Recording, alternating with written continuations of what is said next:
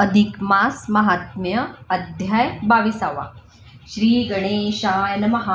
विष्णूला लक्ष्मीने आणखी स्नान महात्म्य सांगण्याविषयी प्रार्थना केली तेव्हा विष्णू आनंदाने म्हणाला, इंदिरे, अधिक मासातील स्नानाचे महत्त्व किती सांगू. त्याच्याविषयी काही कथाच तुला सांगतो. मारवाड देशात गोकर्ण पर्वताजवळ शिवपुरी नामक एका नगरातील ही कथा आहे. ते नगर शंकराचे आवडते होते. नगरवासी जन धर्मशील होते, वेदघोष करणारे होते. भजने, पुराणे, प्रवचने, गीत गायन आदी धर्मकार्य तेथे सतत चालत होती. त्या नगरात विप्रदास नावाचा एक शूद्र आपल्या स्त्रीसह राहत होता. ते दाम्पत्य सेवाव्रती व धर्मशील होते.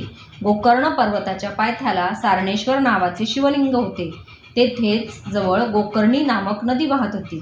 त्या गोकर्णी नदीत त्या विप्रदासाने स्वस्त्रीसह अधिक मासभर प्रत्यही यथाविधी स्नान केले. शेवटी शिवमंदिरात उद्यापन केले. ब्राह्मणांना भोजन देण्याची व्यवस्था केली. त्यांचे आशीर्वाद घेतले.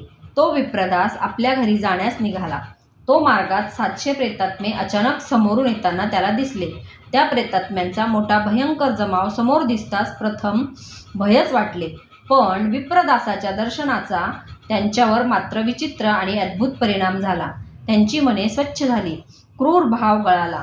त्यातील काही शांत झाले, पण कित्येक भयंकरच दिसत होते. त्यांचे विचित्र देह पाहून विप्रदासाची पत्नी घाबरली व तेथील पुष्पकुंजात जाऊन लपली. पण विप्रदासाने विचारले की आपली अशी अवस्था का झाली. तेव्हा पिशाच्यांनी आपली सर्व पापे त्याला सांगितली. विप्रदासाला त्यांची दया आली. त्याने आपल्या मासभरच्या स्नानाच्या पुण्यापैकी 7 दिवसांच्या स्नानाचे पुण्यफल त्या 700 पिशाच्यांना अर्पण केले. तेव्हा त्यांचे भयंकर देह तत्काळ अदृश्य होऊन ते दिव्य देह धारण करून स्वर्गात गेले.